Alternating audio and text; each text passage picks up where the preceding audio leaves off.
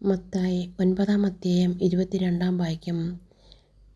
മകളെ, ധൈര്യമായിരിക്കുക, നിന്റെ വിശ്വാസം നിന്നെ രക്ഷിച്ചിരിക്കുന്നു. നിന്റെ വേദനകളും നിയോഗങ്ങളും എന്തായാലും അത് തമ്പുരാൻ്റെ മുമ്പിൽ അർപ്പിച്ച്, അതെനിക്ക് ദൈവം തരുന്നതാണ്, തന്നിരിക്കുന്നു, തന്നു കഴിഞ്ഞു എന്നോർത്ത് നീ വിശ്വാസത്തോടുകൂടി പ്രാർത്ഥിക്കുക. പ്രഭാഷകൻ 30-ാം അധ്യായം 13-ാം വാക്യം. മകൻ്റെ ലജ്ജാകരമായ പ്രവൃത്തികൾ നിമിത്തം ദുഃഖിക്കാതിരിക്കേണ്ടതിന് മകനെ ശിക്ഷണത്തിൽ വളർത്താൻ ശ്രദ്ധിക്കുക. മക്കളെ തെറ്റായ വഴിയിലൂടെ പോകാതെ, അവരെ ന്യായീകരിക്കാതെ, അവർക്ക് മറ്റുള്ളവരുടെ മുമ്പിൽ തെറ്റാണെങ്കിൽ തെറ്റാണെന്ന് കാട്ടി ദൈവവിശ്വാസത്തിലേക്ക് ആഴപ്പെട്ട് വളർത്തുവാൻ നാം കടപ്പെട്ടവരാണെന്നും, അങ്ങനെ ചെയ്തില്ലെങ്കിൽ അത് നമ്മോട് മാതാപിതാക്കളോട് ദൈവം ചോദിക്കുമെന്നും ദൈവവചനത്തിലൂടെ പറയുന്നു. പുറപ്പാട് 23-ാം അധ്യായം 2-ാം വാക്യം. ഭൂരിപക്ഷത്തോട് ചേർന്ന് തിന്മ ചെയ്യരുത്. ഭൂരിപക്ഷത്തോട് ചേർന്ന് നീതിക്കെതിരെ കോടതിയിൽ സാക്ഷ്യം നൽകരുത്. മറ്റുള്ളവർ എന്ത് വിചാരിക്കും? അവരെന്നോട് കൂട്ടുകൂടുകയില്ലല്ലോ, ഞാൻ ഒറ്റപ്പെട്ടു പോകുമല്ലോ, സത്യം പറഞ്ഞാൽ, സത്യത്തിൻ്റെ കൂടെ നിന്നാൽ എന്ന് വിചാരിച്ച് നീ അനീതിക്കെതിരെ കൂട്ടുനിൽക്കരുത്, പോരാടരുത്.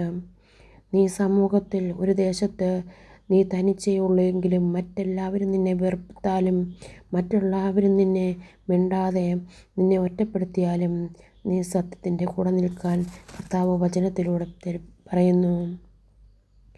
ജോഷുവ 1-ാം അധ്യായം 9-ാം വാക്യം. നിന്റെ ദൈവമായ കർത്താവ് നീ പോകുന്നിടത്തെല്ലാം നിന്നോടുകൂടെ ഉണ്ടായിരിക്കും.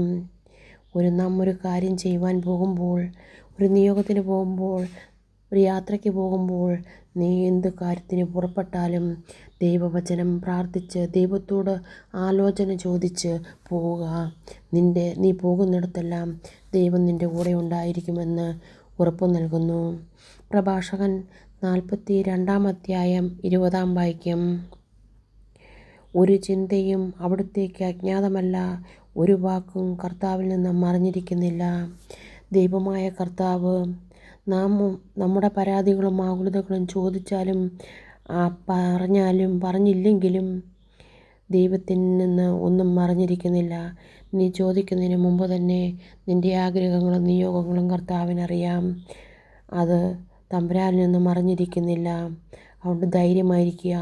ഇന്നത്തെ നിൻ്റെ ദുഃഖം നാളെ സന്തോഷമായി മാറും. സ്നേഹപിതാവായ ദൈവമേ, അങ്ങയുടെ അനന്തമായ ഈ വചനത്തിൽ ഞങ്ങൾക്ക് നൽകുന്ന ഉറപ്പിനെ ഓർത്ത് ഞങ്ങൾ അങ്ങേക്ക് നന്ദി പറയുന്നു. യെശയ്യാ 44-ാം അധ്യായം 22-ാം വാക്യം. കാർമേഘം പോലെ നിൻ്റെ തിന്മയെയും മൂടൽമഞ്ഞു പോലെ നിൻ്റെ പാപങ്ങളെയും ഞാൻ തുടച്ചു നീക്കും. ഞാൻ പാപിയാണല്ലോ എന്നോർത്ത് ഉരുകി നീർജീവിക്കാതെ ആ പാപത്തിൽ നിന്ന് ജടകുടഞ്ഞ് എഴുന്നേറ്റ് എൻ്റെ ധൂർത്തപുത്രനെ പോലെ ഞാൻ എൻ്റെ പിതാവിൻ്റെ സന്നിധിയിലേക്ക് പോകുകയാണെന്ന് പറഞ്ഞ് ആ തെറ്റേറ്റു പറഞ്ഞ് ദൈവസന്നിധിയിൽ തിരിച്ചെത്തുക. അപ്പോൾ നീ ചെയ്ത തിന്മകൾ, പാപങ്ങൾ മഞ്ഞുപോലെ മായ്ച്ചു കളഞ്ഞ് നിന്നെ മാറോട് ചേർക്കുന്ന പൊന്നു തമ്പുരാന് നന്ദി പറയാം. ആരെല്ലാം ഉപേക്ഷിച്ചാലും നിൻ്റെ ദൈവം നിന്നെ ഒരിക്കലും ഉപേക്ഷിക്കുകയില്ല.